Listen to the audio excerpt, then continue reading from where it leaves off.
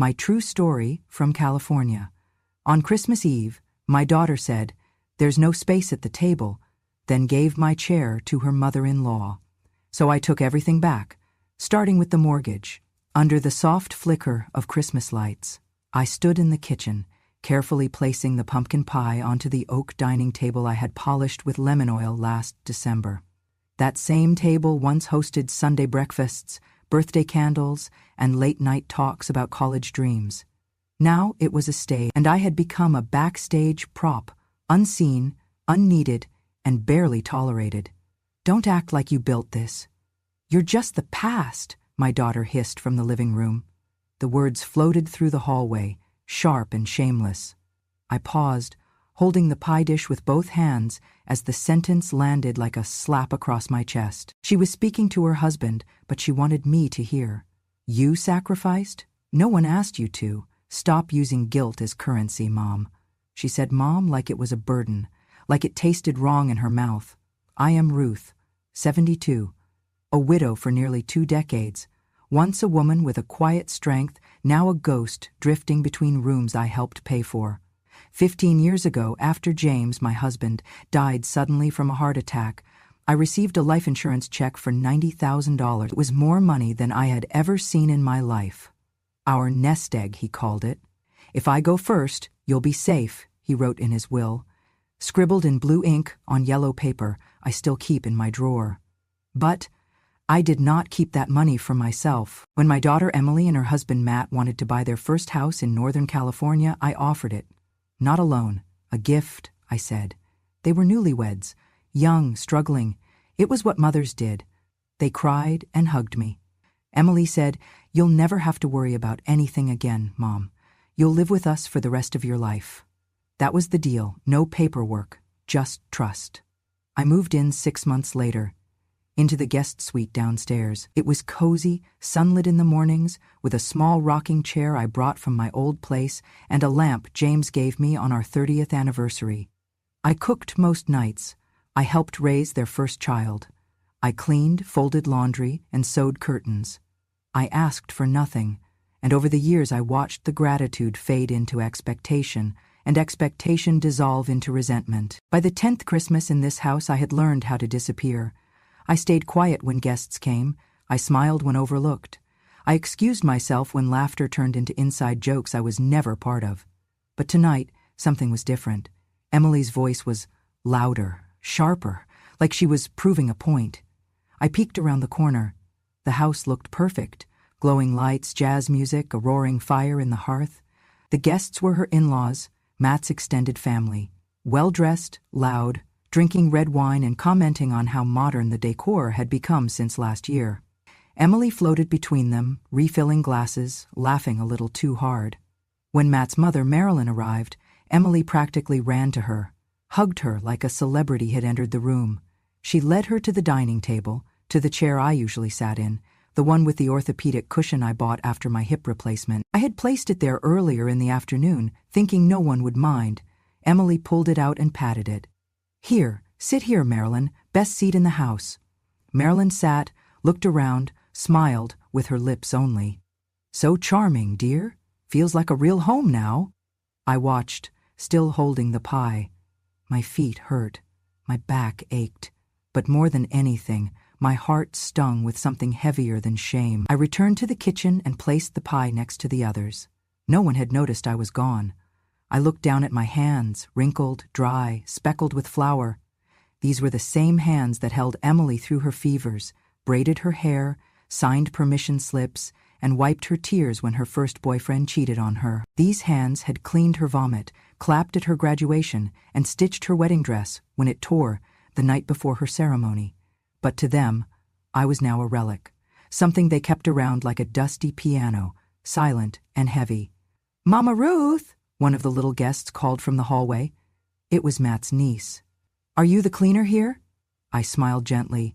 "No, sweetie, I just help out sometimes." She nodded, uninterested, and walked away. I turned off the oven, wiped the counter clean, and walked toward the window overlooking the backyard. My breath fogged the glass. Outside, a light drizzle began. The yard I once gardened in had been replaced by a concrete patio with metal chairs. cold, efficient, sterile, like the house, like my place in it. They say holidays bring people together. I say holidays reveal who they have already pushed out. I stayed there, still, watching the rain drip down the glass, listening to the muffled laughter behind me, each giggle peeling another layer off whatever connection I thought we still had. I whispered to no one, "James, you would not believe this," and yet some part of me thinks he would, because he once told me, in a tired voice, long before he passed, "Ruth, when you give everything, some people forget you had anything to give in the first place." Tonight, I understood exactly what he meant. When Emily was little, I used to wash her hair with warm water boiled over the wood stove. I would test the heat on my wrist, make sure it was just right, and pour it gently over her head as she sat on an upturned bucket. She giggled then, splashing her tiny feet, calling the steam magic smoke. We were not rich, we barely had enough, but we had each other. Back then, I worked 3 jobs. During the day, I cleaned houses. In the evening, I worked the register at the corner store. And at night, I baked pies and bread for a small diner that paid me mostly in leftovers. I slept in short bursts. I kept the lights on with coupons and prayers.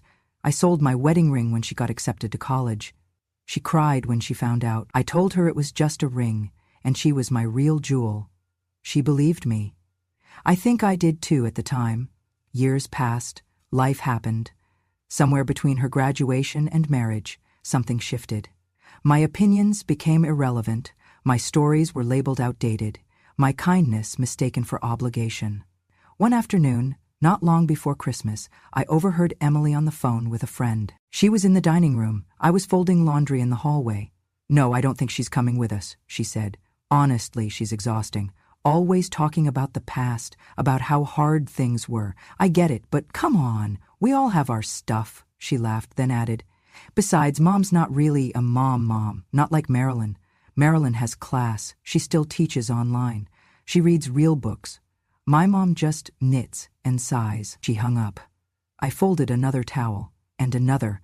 My hands did not tremble, but inside something crumble, quietly, like the soft crunch of old snow. That evening, Emily came into my room without knocking. She looked around, noticed the framed photo of her as a toddler, and scoffed. "You should really update your space, Mom. It feels like a time capsule in here." I nodded. I wanted to say, "That photo? It's from the day you said you'd never leave me," but I stayed quiet. She sat on the edge of my bed, scrolling through her phone. Then, as if reading a script, she muttered, "Look, I know you helped us a lot, but that was a long time ago. Things change. We're trying to modernize. We can't live in a museum." I smiled gently. "You mean I do not belong here anymore?" She looked up, slightly startled, then shrugged. "I did not say that, but maybe you could be more flexible." I nodded again. Flexible. I had bent so far I no longer recognized my own spine. Later that week, I walked into the living room just as Marilyn, Matt's mother, was leaving. She wore a sharp navy blazer, heels, and the kind of perfume that announces itself before she enters the room. Emily kissed her on the cheek. "You are such an inspiration," she said. Marilyn glanced at me. "Ruth, still doing your knitting? That's sweet." "Very quaint," Emily chimed in. "Mom loves that old stuff, history and all. She's our family archive." They both laughed, and I joined with a smile I had practiced over decades, the kind that hides the sting behind polite silence. That night, as I lay in bed, I looked up at the ceiling fan spinning slow circles above me. I thought about James. He used to trace the curve of my hand and whisper, "You're the strongest woman I know, Ruth." I closed my eyes and whispered to the dark, "I miss you more when I am invisible." This house was once a dream, a sanctuary of promise and second chances. Now, it was a polished prison. Everything gleamed, but nothing glowed. I had become the faded wallpaper they were too polite to rip down. The silence between their sentences. The ghost in the photos they no longer displayed. But I remembered everything. Every diaper changed, every tear wiped, every math test reviewed, every night I sat awake during her fevers, reciting lullabies until dawn. Emily had Marilyn now. A woman with degrees, connections, and charm. I was just the woman who scraped life together out of nothing and called it love. But I was not angry. Not yet. I was remembering, and remembering was the first step to reclaiming. The dining room shimmered under golden lights, every corner of the house glowing in curated elegance. The scent of nutmeg and roasted thyme floated through the air as laughter erupted in waves from the 30-foot table, adorned with fine china, crystal goblets, and cloth napkins folded into swans. Everyone was dressed in their holiday best. Velvet reds, forest greens, silver shimmer. The playlist was tasteful jazz. The wine was flowing. I had just pulled the turkey from the oven, golden brown, glazed to perfection. I had basted it every 20 minutes for 3 hours and garnished the edges with sprigs of rosemary and orange slices. I had made the gravy from scratch, not from a jar like Emily sometimes did. This bird, this meal, was my way of contributing. It was my quiet offering to a house that no longer knew what to do with me. I stepped carefully into the dining room, carrying the platter with both hands. My back ached. My left knee throbbed with every step. But I had done this every Christmas for 10 years, and I knew how to move through the crowd unnoticed. Or so I thought. Just as I approached the end of the table, my granddaughter Lily leapt up from her chair. She was 11, wearing a sequined dress too tight for her age and holding a smartphone with a case covered in rhinestones. She spun around, bumped my elbow, and the gravy boat resting beside the turkey tilted. A stream of warm brown gravy splashed across the tablecloth and dripped onto her dress. She screamed, "Grandma, you dropped gravy on my dress. Ugh!" She looked down like I had ruined her life. Then, with a theatrical groan, she raised her phone and hit record. I froze, still holding the turkey. She filmed the stain, then my face, zooming in. Her friends giggled from their side of the table. She laughed too. No apology. No acknowledgement that she had knocked into me. Emily came over. Her heels clicked on the wood like gavel strikes. She looked at Lily, then the table, then me. Her voice was flat, cold. "Mom, seriously, you could not carry one dish without spilling." I set the turkey down gently. My fingers trembled, but I kept them steady. "I was bumped," I said quietly. Emily folded her arms. "You know what? Maybe it's better if you just sit down. Or go rest, honestly. You're kind of all over the place tonight." Before I could respond, Marilyn, Matt's mother, stepped forward. She wore a tailored green pantsuit and a pearl necklace that looked real. She smelled like bergamot and lavender, and her hair was perfectly curled. "Darling," she said to Emily, "why don't I take it from here? Let me serve the turkey. No sense letting things get messier." Emily nodded, grateful. "Thanks, Mom." She said Mom, like it was the only version of the word that mattered. Marilyn took the carving knife from the block on the sideboard. "We shouldn't let old traditions ruin the new ones, right?" That was when I noticed it. My seat. The chair I always sat in. The one with the burgundy cushion I had crocheted myself last year to ease the ache in my hips. It was gone. Or rather, it was taken.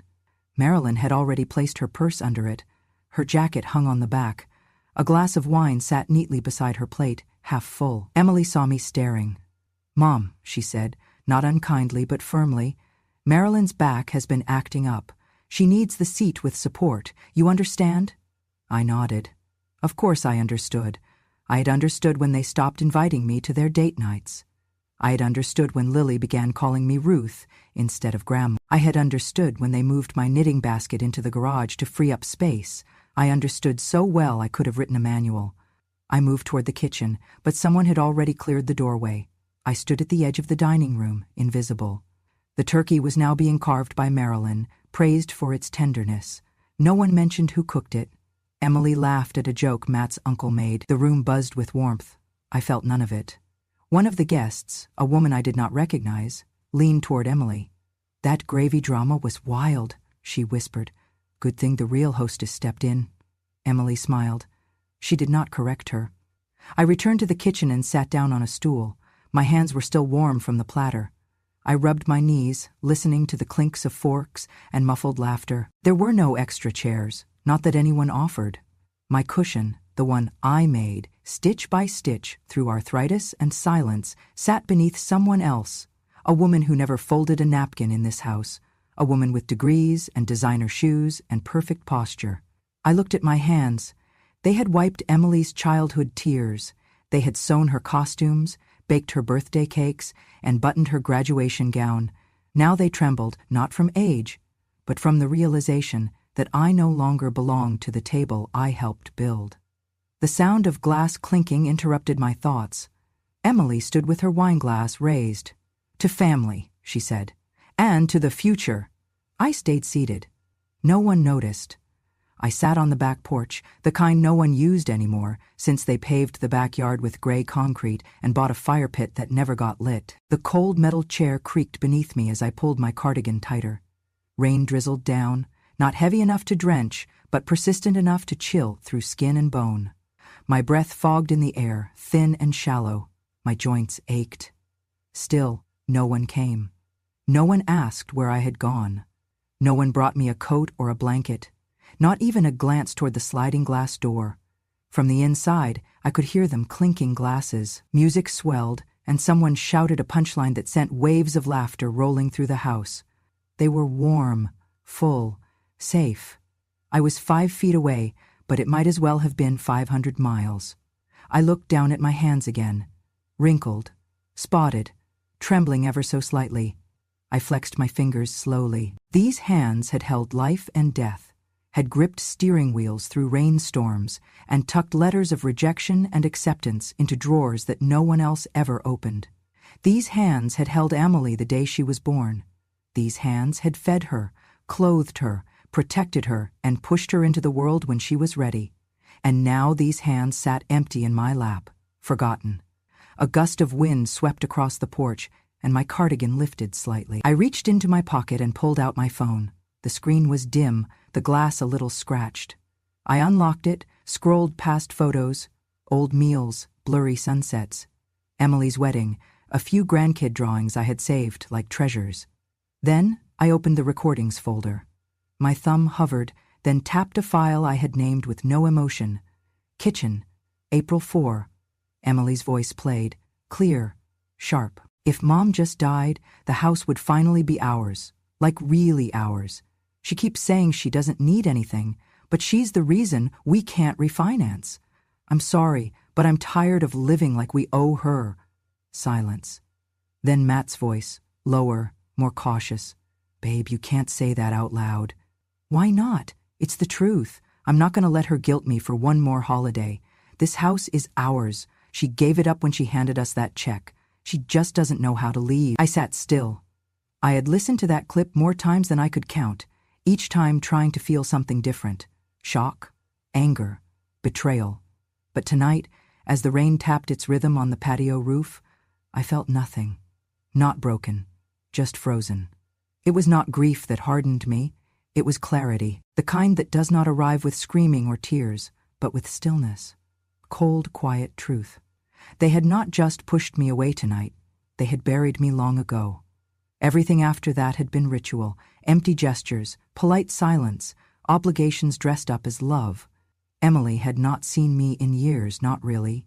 She had seen my hands when I served, my feet when I moved aside, my back when I walked away, but not my eyes, not my face, not my heart.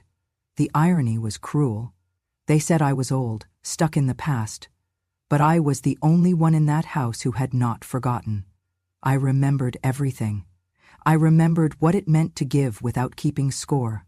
I remembered the cost of love that never asked to be repaid, and I remembered that James had once told me, with tired eyes and warm hands, "Ruth, if they ever forget who you are, you remind them, not with noise, but with truth." A droplet of rain landed on my hand. Then another. I looked up. The sky was the same dull gray I had seen every winter, but this time it did not scare me. It did not weigh me down. It cleared my mind. The laughter inside faded into a hum. I tapped the screen and renamed the file. Reminder. Then I stood up. My knees popped. My back straightened, and I went inside, not to serve, not to ask, but to plan. Because the fire in my chest did not burn with rage, it burned with resolve. By the morning after Christmas, I no longer hoped for apologies. The house was quiet. No one mentioned the night before. They went about their day like it was any other holiday, playing board games, eating leftovers, laughing at reruns on TV. Emily passed me in the hallway once without looking up from her phone. Lily never said a word. Matt nodded vaguely from across the kitchen island, like I was the cleaning lady who showed up without being called. I did not argue. I did not ask questions. Instead, I opened the locked drawer in my nightstand and took out the red folder I had kept hidden for years. Inside were printouts of emails, screenshots of texts, even a few photos of whiteboards from family budget meetings where my name and living expenses had been listed like liabilities. I had recorded everything, not because I planned to use it, but because I needed to remember I was not imagining it. And now it was time. I called Edward. He had been my husband's closest friend, his fishing buddy, his quiet confidant. After James passed, Edward checked in once or twice a year. We had not spoken much in recent times, but I knew he was still practicing law, elder rights, wills, estate litigation. When I called, I did not have to explain everything. I said, "Edward, I need help." He replied, "Where do you want to meet?" We met 2 days later in a small office above a bakery in Sonoma. The air smelled like cinnamon and fresh yeast, a strange comfort for what I was about to do. Edward looked older, grayer, but his eyes still held that steady warmth. He listened without interrupting as I laid out everything: my contribution to the house, the verbal agreement with Emily and Matt, the isolation, the recordings. Then I pulled out the document, James's original will, signed and notarized 15 years ago. In his handwriting, "The insurance policy shall ensure Ruth's permanent and unconditional residence in the family home or equivalent accommodations of her choosing, until her death or by her own decision."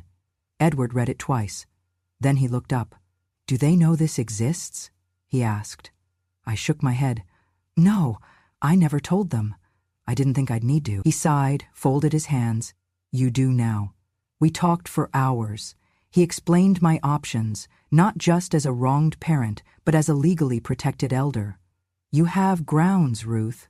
This isn't just hurt feelings, it's financial exploitation, emotional neglect, possibly even coercion.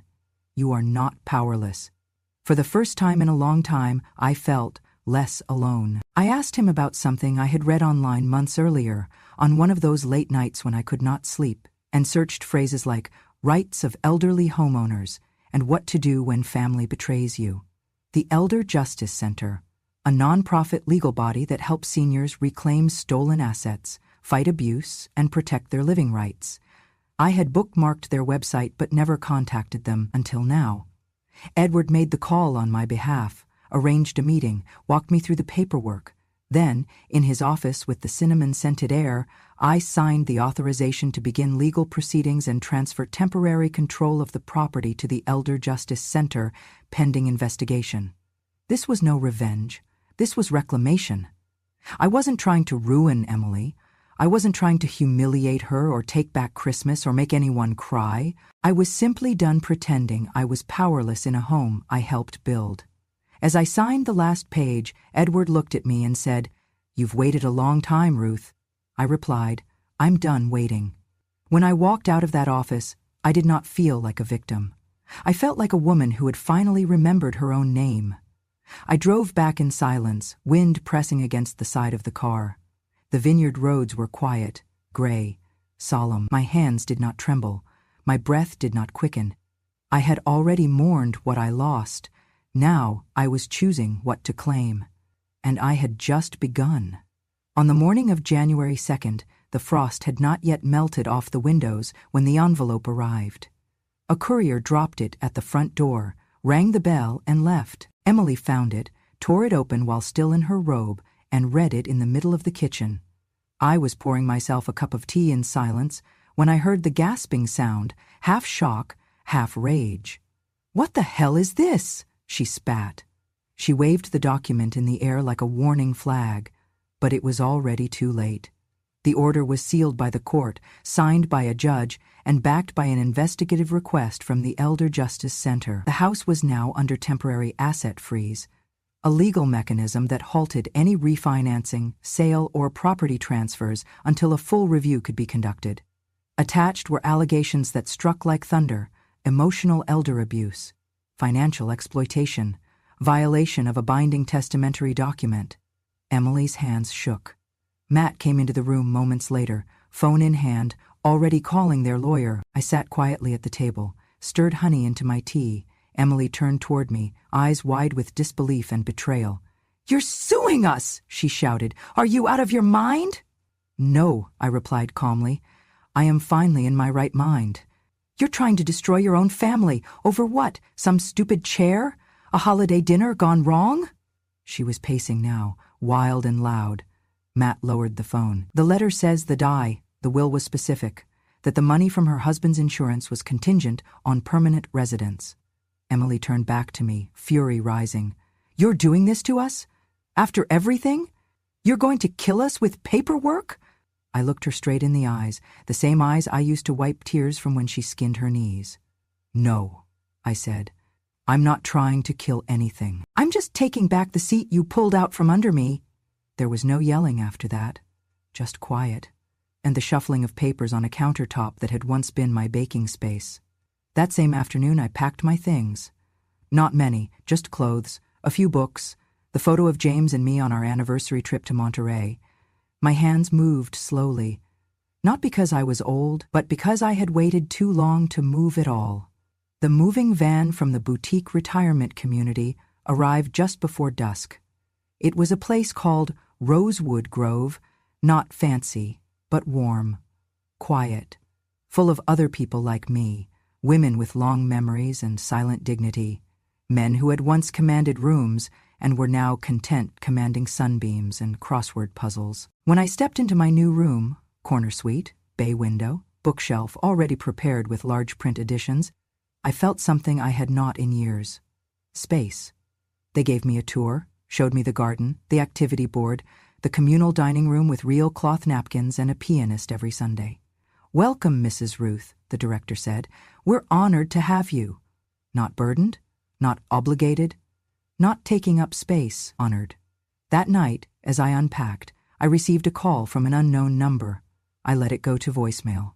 It was Emily. "Mom, I can't believe you'd do this. Marilyn is furious. Lily's been crying all day.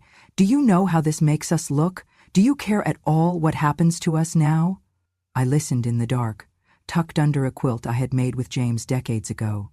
"You could have just talked to me," she said. "But no, you went straight to lawyers, to strangers." There was a pause, then the final line. "You're going to die alone in that place, you know." I deleted the voicemail, because I already knew something she did not. I was not alone. I had Edward, the Justice Center, the memories of what I had done for others, and now, finally, something no one could strip from me, my self-respect. The next morning, a staff member knocked on my door. "Mrs. Ruth, we heard you used to make pumpkin pie from scratch. Would you like to teach a baking class next week?" I smiled, not the polite kind, the real kind, the one that warms from the chest. "Yes," I said, "I think I would." And just like that, I was no longer the woman on the porch in the rain. I was someone again. Not Mom, not cleaning lady, not in the way. I was Mrs. Ruth, and I was just getting started. At Rosewood Grove, I became known not for what I had lost, but for what I carried with me. They called me the lady with the yarn. At first, it started with my scarves. I knitted them in the lounge by the fireplace, and soon other residents began to request them. Blue for Mary, who missed the ocean, mustard yellow for Harold, who said it reminded him of autumn leaves in Michigan. They wore them like they wore their stories, softly, proudly, but it was not just the yarn, it was the way I spoke, the way I listened, the way I remembered things other people tried to forget. Every Sunday afternoon I would sit in the common room and share stories, not loud, not dramatic. It's true, the kind of truth that settles like a stone in your chest. They asked me questions. They leaned in when I spoke. No one rolled their eyes. No one sighed and said, "Oh, she's talking about the past again." For the first time in years, my voice was not just heard, it was wanted. One afternoon, as I was pouring tea for a small gathering of residents, the head nurse leaned over and smiled. "Mrs. Ruth," she said, "you have such grace. Everyone feels it when you're around." I nodded politely, but inside, something softened. Something repaired. That night, I sat by my window, watching the lights twinkle across the garden. A soft jazz record played down the hall. I thought of the chair, the one I had lost, the one that had sparked everything, the cushion I had stitched by hand, the seat that was never really about comfort, but about place, about presence, about being seen. And now, in this new place, I had a different kind of chair. It did not sit at the head of a holiday table. It sat in the circle of women who knew silence, who knew sacrifice, who knew what it meant to be erased and to write themselves back into the page. I opened my drawer and pulled out a card. It was simple, white with gold lettering. Merry Christmas. I wrote, slowly and clearly, my hand steady. Emily, you have the house now. You have the chair. You have the reputation. You have the people. You even have the story you like to tell. But I kept the one thing you cannot buy, the one thing you never earned, the one thing I gave to others here, and they returned without asking. Respect, Mom. I sealed it, addressed it, left it at the front desk for mailing. Then I made myself a cup of tea and added a touch of cinnamon, just how James used to drink it, and I sat. Not on the porch, not outside looking in, but here, where I belonged. I rewrote my will on a Thursday afternoon, sitting in the quiet of my new room at Rosewood Grove. The sun was streaming through the window, warming the blanket on my lap, and the sound of a distant piano carried in from the common room. It was not a grand decision, not bitter, just clear. I gave everything to Kara. She was my niece's daughter, not close by blood, but close in heart. She called me once a month, every month, without fail. Not for money, not for favors, just to say, Auntie Ruth, I miss you. She asked about my knitting, about my favorite books, about how I was feeling. She sent me drawings when she was 12, playlists when she was 15, and letters, real ones, when she started college. I left her the savings I had left, the car, the jewelry box with James's watch inside, and the journals, 27 of them, written in the quiet hours when no one listened. And I left her the house, once it was recovered from litigation and legally cleared, not because it was big or beautiful, but because she would never see it as hers, only as something to protect. A week later, Emily showed up at the front desk of Rosewood Grove. She wore sunglasses and a long coat, as if shielding herself from recognition or memory. The nurse came to my door. Miss Ruth, your daughter is here. I did not rise. I folded the shawl around my shoulders, turned my face back to the window and said, Tell her I'm resting. The nurse hesitated, then nodded and left. I handed her a postcard I had prepared weeks ago, just in case. On it I had written, a small chair, one Christmas, one family lost everything. No anger, no blame, just truth. Some losses are not loud, they echo, forever. 2 years after the court case settled, a letter arrived. It was plain, no return address. The handwriting stopped me cold. The curve of the R in Ruth was unmistakable. I had traced that handwriting across birthday cards, report cards, and desperate scribbles from middle school diaries. It was Emily. I sat in my chair, the one the staff now called Ruth's throne, and opened the envelope with slow, steady hands. Mom, if you're reading this, I guess you're still alive. Not in my life, but in the world. Labor response. The first line pierced sharper than any blade. I don't know where to begin. I won't pretend I didn't say those things. I won't lie and say I didn't think them. But after the house was frozen, after Marilyn moved back to Florida, after Matt lost his job and Lily had to transfer schools, I realized something. It wasn't the money we lost. It was the foundation, and you were the foundation, Mom. We just never treated you like one, she wrote of a Christmas Eve the year before, when they sat around a folding table in a rented apartment, microwaving stuffing and pretending it tasted the same. When I pulled out a box marked kitchen stuff, I found the scarf you knitted. Still smelled like cinnamon. I couldn't throw it away. She ended the letter with no plea, no begging, just truth. You didn't destroy us, Mom. We did that ourselves. You just stopped holding the walls up, and the roof fell. I folded the letter carefully. I did not cry. I placed it in the drawer beside James's wedding photo, tucked between the journals and the final will. I did not write back, because some wounds do not need stitching. They need air, and memory, and to be left alone. And that was the story of a chair. Not a throne, not a pedestal, just a quiet seat at the table that meant everything. Sometimes, all it takes is one cold Christmas to show you who never meant to keep you warm. But when silence is met with silence long enough, it begins to echo with truth. And in that echo, some of us find our voice again, not to shout, but to say, clearly, I was here, I mattered, and I remember everything. If this story stirred something in you, if you know the weight of invisible sacrifice or the silence after betrayal, then you've found the right porch to sit on. Subscribe to Grandma True Stories, where forgotten voices speak, not for pity, but for clarity. Because wisdom doesn't shout, it remembers. And when a grandma speaks, the world finally listens.